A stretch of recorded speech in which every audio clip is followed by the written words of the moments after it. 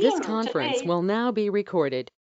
Future city, image green. It's about the leading image green, which means it is related to future. It is basically taken a look into a review into history, past and present, and considering critically and creatively what we can do in changing times of change. We are in a time of change.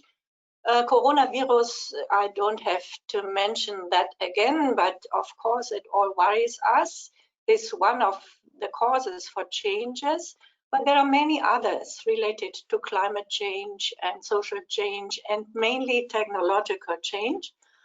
And we all have to think about how to bring it together to an environment, to spaces where we can feel at home. Therefore, I have started with a picture which is kind of a symbol for that feeling of being at home.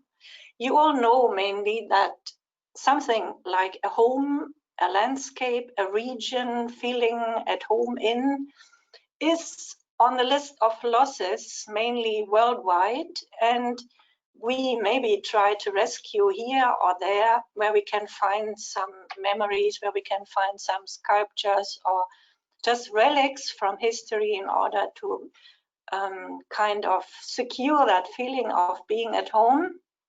But it is in danger to be lost.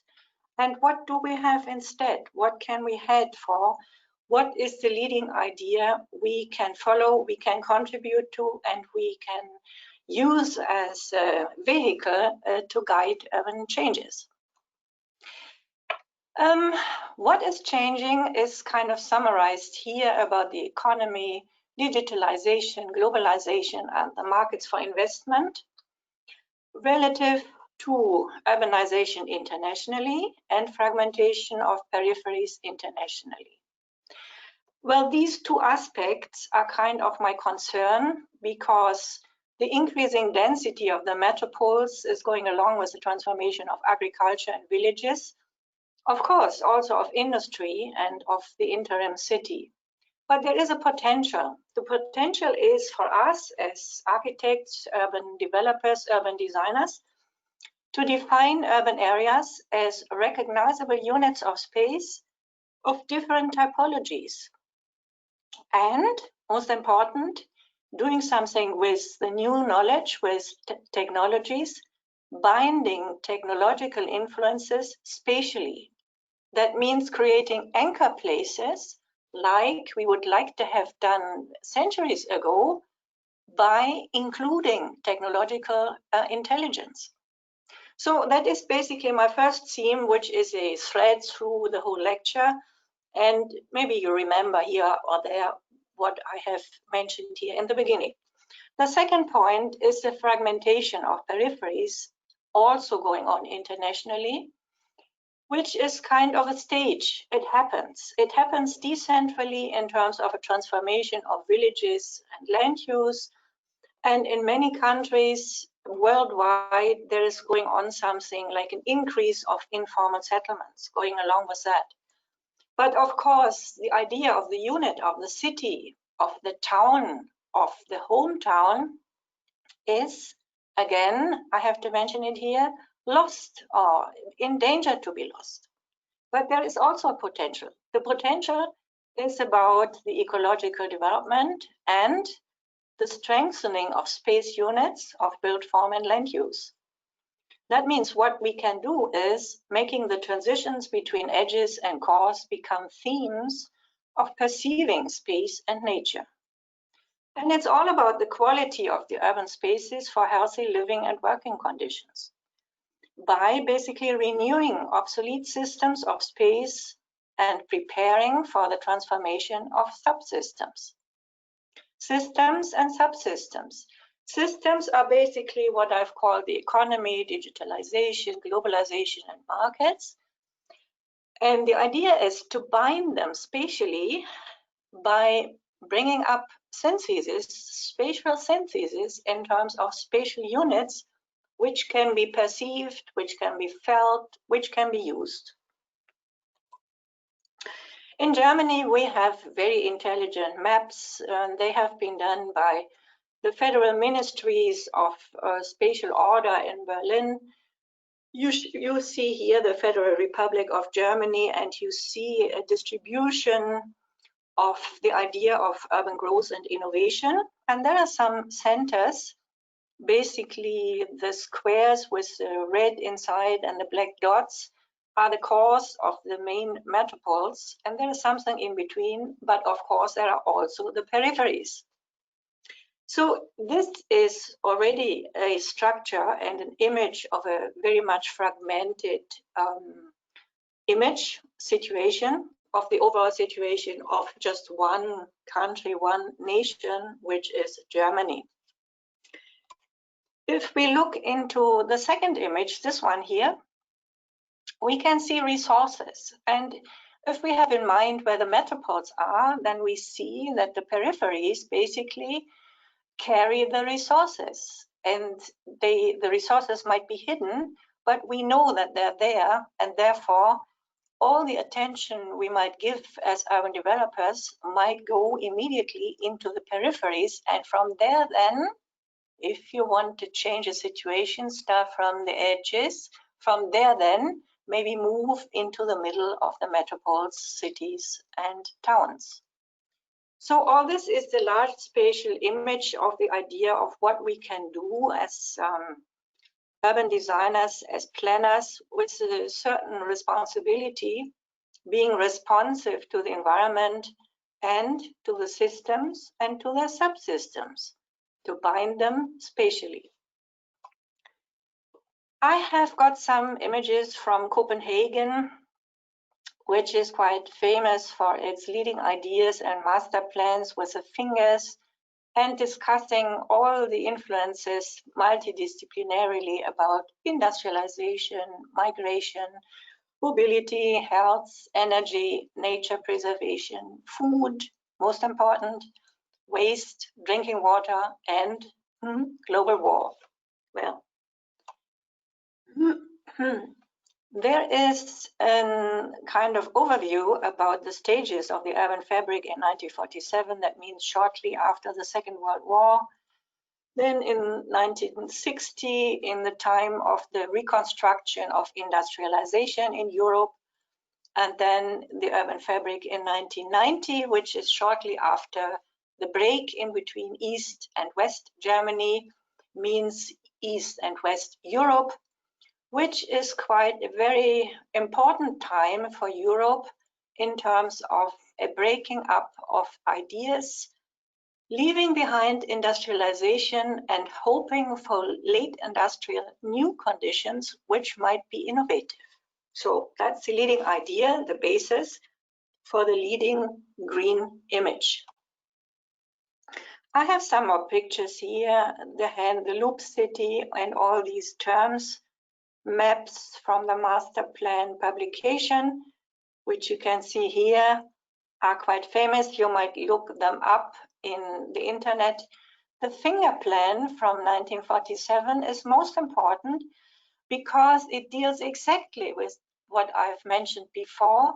That means the synthesis in between the nature and the periphery and the inner urban conditions. And all this is related to an innovative idea which is called psychosocial health.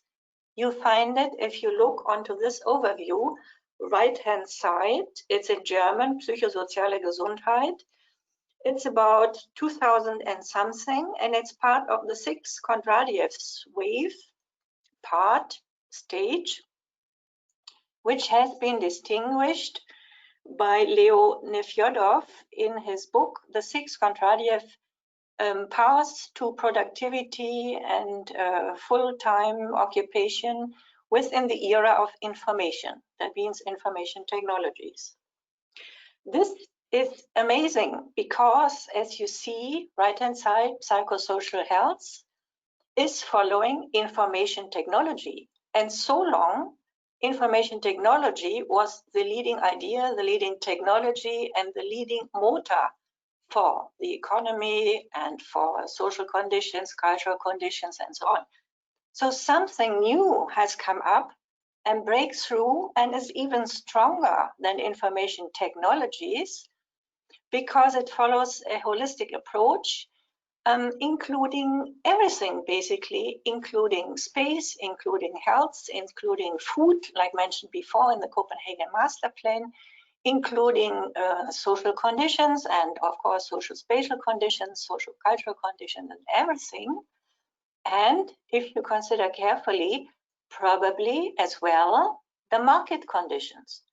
Because whatsoever you can do for yourself individually and in terms of groups or families, you can buy on the markets. You can buy food, you can buy plants, you can buy journeys, you can do lots of things in order to achieve a stage of psychosocial health.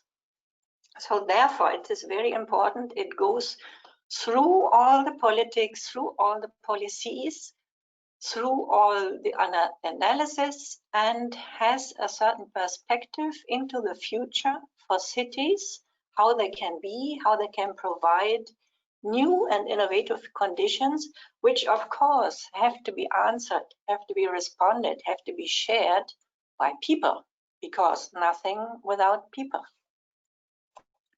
Well, this is just a symbol. I've taken the photo someplace in Nicaragua, I think. I just like the colors, the green and the flower violet conditions. And I have considered it as an offer, just for the view, for the sight, for my individual perception of psychosocial health. If I look at it, I feel good. So maybe you have your own pictures, your own images to look at which you like and which kind of symbolize, maybe once you have become acquainted to it, the idea of this psychosocial health. You need to find images and then maybe materializations of them. It is today our big problem to deal with can't see anything. No. With the fact that the present is guided by the future. And so far, we had thought that we were kind of guided by the past, but that's wrong. The effect of technologies needs space and open space as balance for anchoring the perception of nature, for creating well-being in times of change. I can't change the page now. What's happening? I'm asked whether I want to leave the meeting, but I don't want to leave the meeting. Can't change. No, don't leave the meeting. No, I'm not. Okay. Can't continue. Don't know what's happened.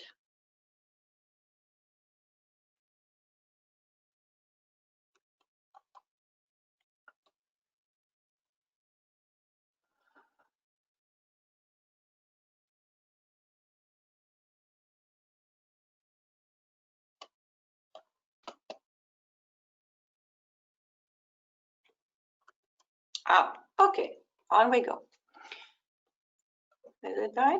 Yes, it's right. So we have the case of Vienna taken here into consideration in order to look at a map which shows the local green system in its basic structures and the fingers into the environment, into the surrounding landscape as a potential for green fingers for exactly these syntheses with nature, the urban and nature, the built and the unbuilt.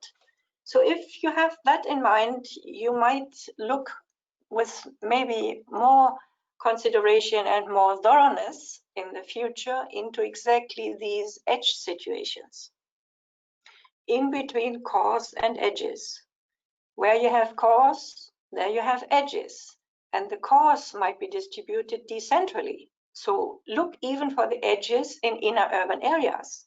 They have a potential of themselves as well. You can see here pictures from the case of Vienna for specific types of landscape which have been distinguished in distinction with urban open spaces, edges again, different kinds of edges, and nature relative to Donau, just very much in the bottom. Then the idea of connecting typologies, it's part of the master plan of Vienna.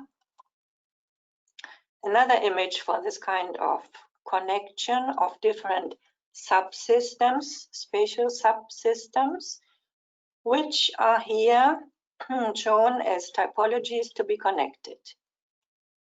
And now we look into images of green axes to be connected, green belts to be connected, green corridors much larger and much more rough in their structure to be connected, and spatial units in inner urban areas, which of course have a certain importance as elements within the overall urban green system, and typologies on private ground, gardens, front gardens, back gardens, and paths in between, maybe little brooks in between, which are not necessarily accessible for the public, but have a very, very high value for the overall green system as well. And then, of course, the edges themselves of landscape into agriculture.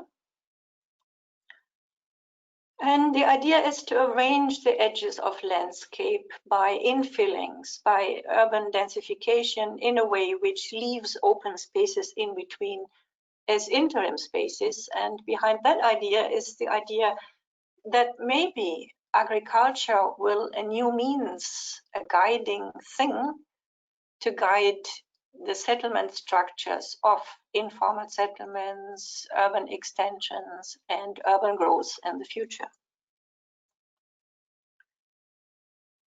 Well, this is again an idea, a diagram about how to arrange urban edges in the future if there is anything of urban development, like you can see here, and always the green in between, in terms of agriculture, in terms of common and private open spaces. Creating units of space for dividing space and local economies, and open space with importance for core uses. This focuses on the idea of, well, Mr. Boris Johnson, who is mentioned here, eventually, who said by the opening reception of the London Pavilion in MIPIM, Cannes in 2013, let us bring the village back to the city. Well, Boris Johnson is something specific, but I think his idea is very, very interesting and very handsome, and also it can be very practical. It's not only a symbol, it is something of more than an idea, more than a vision. It is maybe the reality of a community which needs to be found and defined in innovative ways, even in highly densified urban areas, but of course also at the edges, inner urban edges, outer urban edges, and of course at the urban edge which leads into the landscape relative to agriculture. This way, another condition puts itself in the focus, the planning competence. Well, basically, I do not believe in planning, but I believe in the processes of urban transformation over time. However, let us consider the planning competence in terms of a guiding competence, guiding urban changes. This way, it might finally be decisive, and also this is a recognition.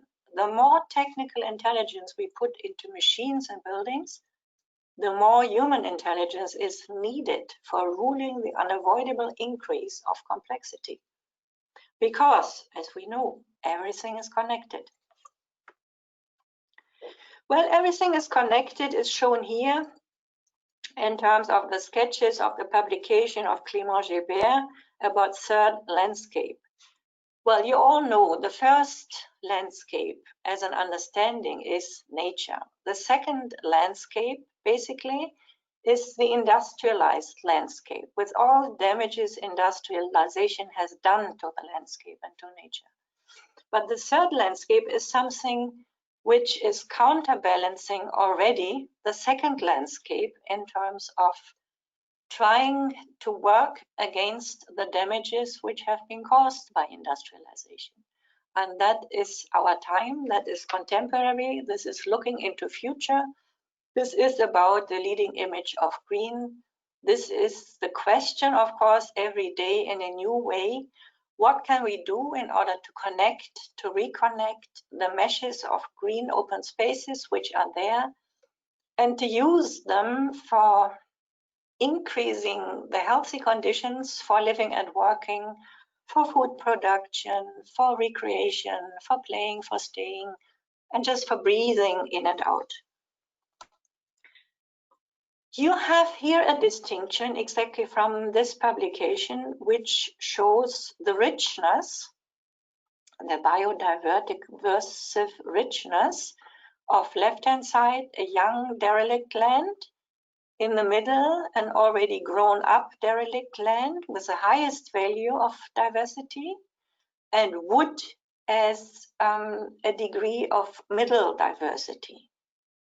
So you see, where you have derelict land, and if there is a ruderal vegetation, that means the first vegetation which is growing on derelict land, on ruins, on left sides, and so on, is basically the area which you can look at as with the highest values of biodiversity. I didn't know that before, and maybe it's new for you as well, but you can believe it because it has, the knowledge comes from a person, from an author who has researched about it. So here again, the definition of third landscape: preventative intervention in industrial conditions damaging nature, aiming to qualify the remaining landscape, to interconnect the different ecosystems for the environment and for people, and to provide new life for them by accepting evolutionary processes in time and space. And that is the second most important term, evolutionary processes, going along with the fragmentation, which I have pointed to on the first page. Fragmentation, evolutionary processes. Nothing is perfect, nothing is finished yet, but processes are going on and can be guided to a certain extent if we give way to and if we materialize to the knowledge which we have about interconnecting. Well, we have here a red text and a white text, and the red text is related to history and the white text is related to future. You will see that pattern further on. Final resources, those ones which have been exhausted, have been there during industrialization, but they have been exploited largely.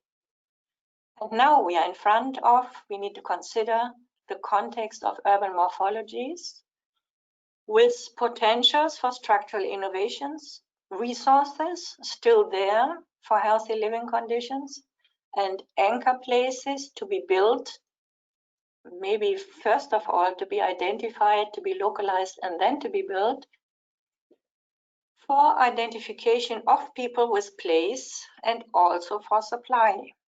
There is also, space is always there to be used and to be felt. Not only to be felt, but also to be used, for instance, for supply. I wouldn't call that function, it's use. Function is a term coming from industrialization. Use is related to late industrial conditions of urban transformation over time. Urban transformation over time, which needs to be distinguished from urban development. Urban development is an industrial term. Urban transformation over time is a late industrial term.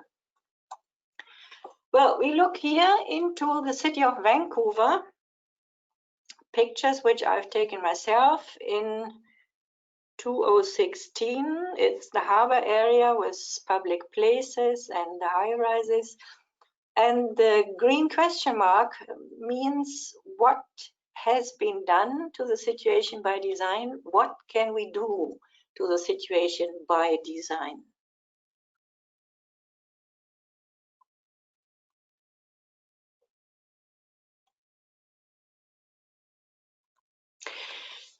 You see, I switched this. Okay. Design.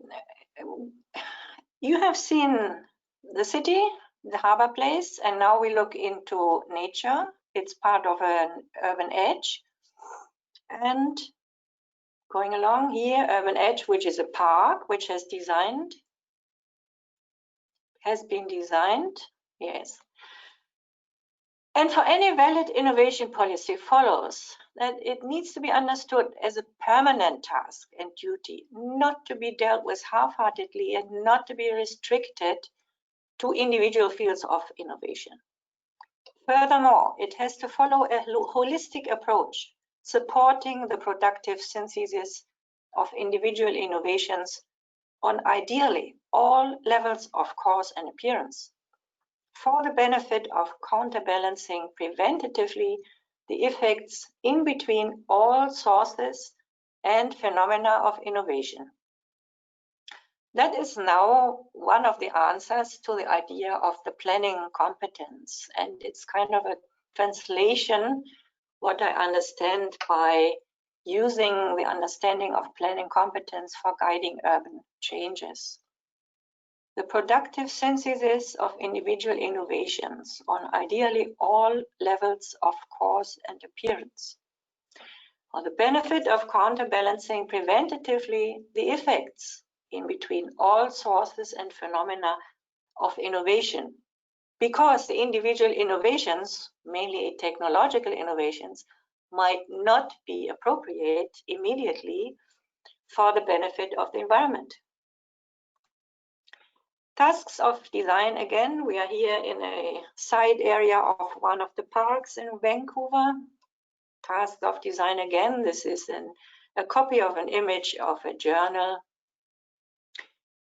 A glossy image which kind of symbolizes the profession of architects and urban designers to make everything look beautiful and famous and very light and inviting, but the reality sometimes is different and we have to deal with the reality. So the holistic construction of space for built form and open spaces needs to focus on the perceivability of contexts, means spaces to be felt and used sustainably from region, via town, via area, via quarter to the plot. The sectoral development of knowledge anchored in place, basically the digitalization for protection from emissions, for energy efficiency, life cycles, minimizing costs for construction and maintenance. And of course, the spatial internetting of the elements which are there, which you can find, which you can identify and localize. The integration of elements of the fragmentation for the benefit, like introduced before, of the psychosocial health. Whatsoever it might be, you have to define it yourself by finding out what it will be in time and place around you. Tasks of design, again, we come here to a case which is located in Berlin. It's a former industrial site, which you can see here near to River Spree in the south. And it's related to old themes like reusing sites, like social, cultural, and functional density. And the idea of financing a mixture to be put into whatsoever is there. But there is, again, based on the old themes, a new theme. That means the construction and definition of decentral anchor places, means green infrastructure for the benefit of psychosocial health. What can it be? Well, there have been 33 architects invited to think about what it can be in terms of building up a little quarter in one part of this site. And they have deliberately chosen to use a very simple means of indication what they have in mind. On this basis, this sketch has been arisen, has been emerged, indicating built form arrangement and open spaces. Built form arrangement basically is, as you can see, open blocks with an open yard inside.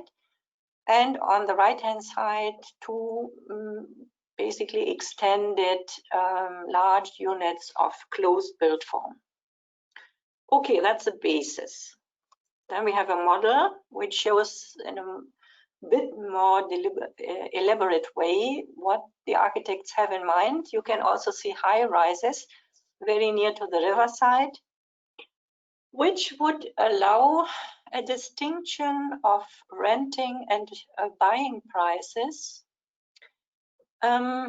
which would mean that maybe the upper floors would finance the lower floors. That's the idea behind going into the direction of real estate management in terms of having in mind how that area could be implemented over time.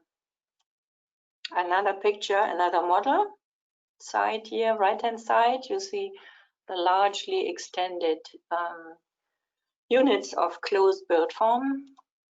Then you see the site from above, and you can see green open spaces. You can see the green yards, which have all hedges around small private gardens in the ground floor. You can see the red marble trees in the streets. You can see a bowling ground as a public space left-hand side, and you can see the larger extended crowns of trees near to the riverside. So basically I have sketched this myself. It has been kind of conceptualized in the office of Rainer Schmidt, landscape architects and urban planners. And I show it because I've dealt with this project for some weeks in order to make you understand what it might mean to do something, to contribute edgewise and to bring the subsystems together. And on the basis of this case, we consider the public space and transition to private space. Going along with the question, is it basically the primary element? What is the primary element? Are the urban design patterns subtractive systems which you can calculate? I show here one image, which is a very geometrical one, stemming from the times of modern movement, that means 1920s, and an alternative of a ground plan situation for basically the same area, which might be related to informal settlements and or late industrial conditions someplace in the world, which lacks the geometry in the large spatial condition, but has a lot of niches, has a lot of spatial differentiations from the private to the common, to the semi-private, to the semi-public, to the public. And this way is a very rich offer for people to feel and to use spaces. So basically, going back again, this and that are two different options. This is basically the historical one, and this is basically, I would say, the contemporary and maybe future one. Ecological design goes along with these ideas and is considered as a motor of the sciences within the cultural context. Relative to the interpretation and development of expert knowledge, skills, folk and tacit knowledge, which are the four levels of knowledge which need to be brought together, all together. We cannot do only with sciences, we cannot do only with skills, but we need the knowledge of tradition, the folk knowledge, And we need the tacit knowledge, which is basically unspoken, maybe not really defined in people's mind, but it's there. It might appear in dreams, it might appear in feelings, and it might be awoken over time and might be synthesized with folk knowledge, with skills, and with sciences. If we can do that, and that is one of my most important aims in teaching and practicing, we are hopefully more successful than before in generating structural frameworks for what I call now the future processes of occupying space during the course of time. Generating structural frameworks for processes of occupying space during the course of time. That means no end into the future. Going along with decentral infrastructure of different kinds and being related to the systems, natural and constructed, open and closed, integrating and overlayering. Pictures here for exactly this: mobility, water, community, habitat, high point redevelopment, cases in Seattle, Washington. And graphs, morphologies showing path connections of very robust conditions where something can be taken out and something can be put in. Permeability goes along with, and the geometry on one side is broken and it goes into labyrinths on the other, which I consider to be of future value. Here you find an example of an oasis where food production is taken into consideration. It's in Nicaragua. It's a collection of coffee beans and basically preparation of coffee production. You see the coffee beans. I like the images as such. They are so inspiring. And the productivity itself is kind of fulfilling for these people living here and working here. And this goes along with the situation of a resort where people can come and stay. I've taken the picture from a balcony, and the balcony is part of a house which hosts guests. So you can stay there and watch production. And this kind of spatial, social spatial, and social productive unit is for me one of the future realities of these islands, units of space which are productive and which kind of provide for supply on one side and healthy living conditions and psychosocial health on the other. All this has grown on the basis of landscape urbanism, which is a philosophy, and I have listed up here the history of this philosophy, which actually begins very much in the bottom. You see it, 1997, with a conference in Chicago about critical regionalism and so on by famous authors. Speeding up into 4, 6, 10, 12 with publications from different authors. Waldheim into 06 is Charles Waldheim is one of the most famous ones among them.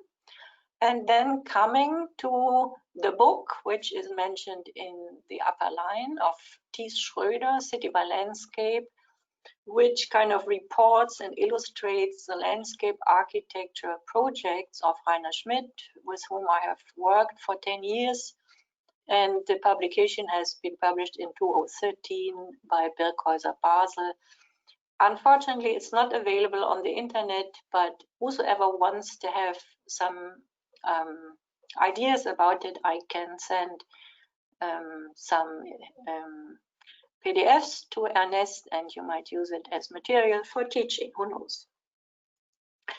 So basically, these projects mentioned here of landscape urbanism, basically city by landscape, are related to projects which are listed here: the Master Plan of Copenhagen, the Master Plan of Guangzhou, the Killesberg Park in Stuttgart, Germany, and called of Old Brick Factory in Munich, and Prince Eugen Barracks in Munich, and also the Buga, the Federal Exhibition, Garden Exhibition, Sunken Gardens in Munich, which I switched through very fast in order not to lose time too much.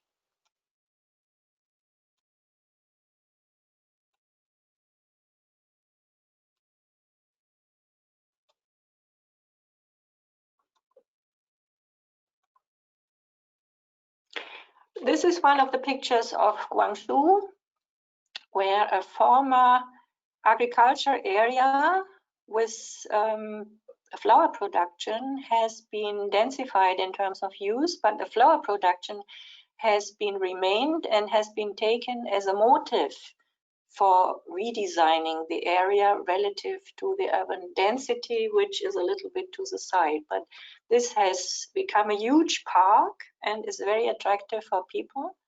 And productivity is still part of it. I find this very important. At night, so Killesberg Park, the sketches in the beginning just to illustrate the ideas, what has to be synthesized. And finally, the sculpturing of the land by grass pillows where you can sit on and do not see each other apart from the upper half of your body, which causes a different perception of nature if you find yourself so small relative to this kind of nature, which of course has been put into scene artificially. And ordinary images of an ordinary urban settlement for housing with retention moulds, retention basins in between paths. You see the organic as a design element has become part of the overall geometry of land use and built form arrangement.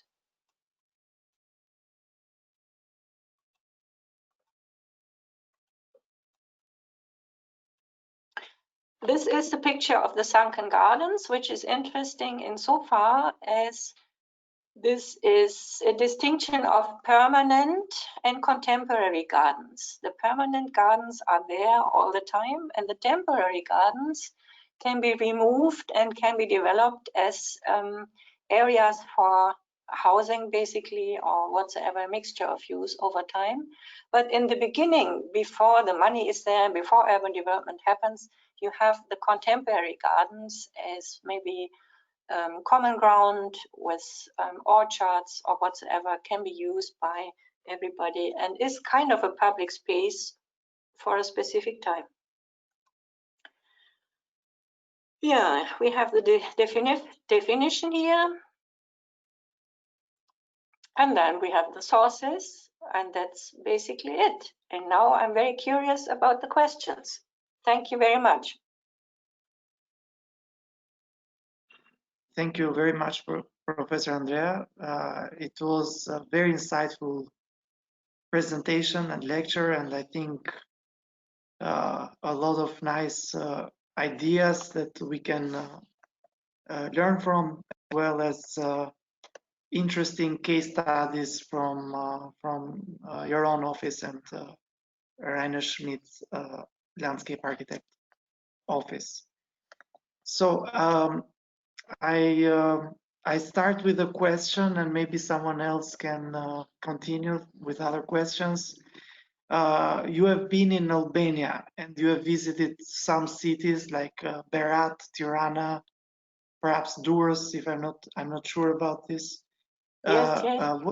Yes. So what do you think would be like let's say, what comes to your mind? What is an immediate reaction of what is necessary for these cities, for the urban condition in, especially I'm talking more about the metropolitan region between Tirana and Durrës. Yes. We were lucky to have been there in between the edge of Tirana and Durrës. And I remember a lot of fragmentation. I think the theme of fragmentation is yours, and you can just take it and work on it. Means the interim spaces are so important, and you can do a lot with small sites. You can cultivate them, you can produce food on them, you can have pocket parks, pocket gardens, whatsoever. It's such a richness of opportunities which need to be dealt with step by step. First of all, of course, they have to be discovered as such, and then maybe people have to be found who find themselves responsible for these areas. But then, even maybe by small private budgets, qualification can be done. Yes, do you know what I mean? Relative to the fragmentation, decentral interventions, I think, is the idea which would help a lot to get rid of damages from industrial times. Yeah, that's very insightful, in fact, to hear from you. And I hope, in fact, it's an idea that we could organize a workshop, like even a 10 days or a week or 10 days long workshop dedicated to this topic. And that would be very interesting to deal with these questions and investigate more in depth what can be done in these areas. Yes. Most important is the self-initiative and the self-organization of people, because waiting for public money, we have made the experience in Germany, is hopeless. There is basically no public money. If not Corona appears, then there is a lot of public money. But otherwise, public money is not there and nobody knows what to do.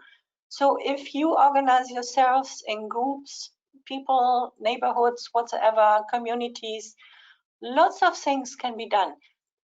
It just came into my mind that there is a city in Germany called Andernach. It's near the Rhine River. You might check it up in the internet.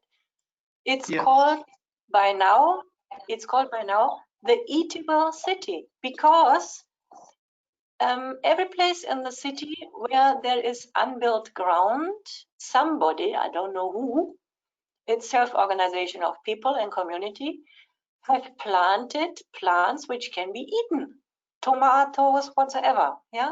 So the whole city is full of these plants, and it's quite funny, and it has changed the image of the city completely. Now, I mean, there are guests, there are visitors, they come just to see this eatable city. I find that very interesting. Yeah, very, very interesting, Professor Andrea. And it was lovely, this idea of Nicaragua, which I think, together with Blue Mountain Coffee in Jamaica, it's like the best coffee in the world, I think. Yes. So it's interesting to have this high quality coffee in this case, and see it, how it is produced. And to combine production itself is maybe hard work, sure, with tourism. Yeah, a very modest tourism which is guided and is not allowed to leave only rubbish, but which is guided to be responsive and careful with the environment. That is most important. So I have another question about, you mentioned a bit the expression of Boris Johnson to bring the village in the city. So my question, funny, but my question is what to do with very dense cities? Like what is the approach where you have already very dense situation? Well, I think the idea was related to London. London is a densely populated city, but London has a lot of open spaces on private and common ground, not to talk about the public parks. But you always have the very, very tiny front garden, and you have the back gardens, maybe walled gardens.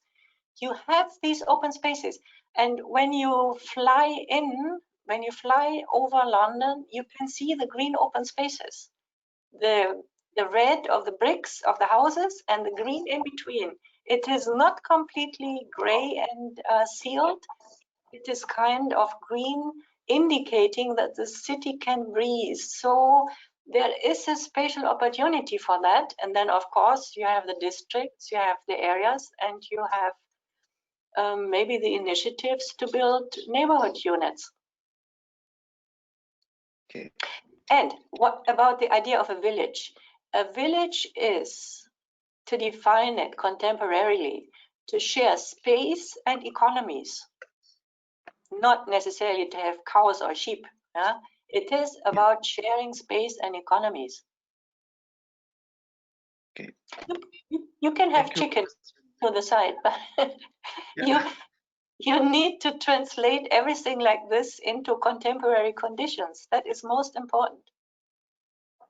And production space, as you mentioned. So, yes. So it is economically viable, and also it's like a production space that's it's an attraction in itself. Okay, thank you so much, Professor Andrea. We wait if there is any other question from the audience online. Yes. So if someone else has any questions or comments about the presentation. Well, I make a proposal. People can have the lecture, they can read it in peace and quiet. I think I take out 2 slides which are in German, and you can send questions by email to me. Yes, perfect. So thank you so much, Professor Andrea. Yes. And we'll upload this lecture in YouTube, and also we'll send you the link about it. So it was really a pleasure to have you online, and we hope to, again, I repeat, we hope to have the chance to meet you in person at Metropolitan University in Tirana. I will come. Thank you so and much. Thank you very much for the challenge, Anne. Thank you very much. Thanks a lot. Thanks. Thanks. Bye-bye. Thanks. Bye-bye. Everybody has a nice. Yes. Okay, Bye-bye. bye. Thanks. Bye.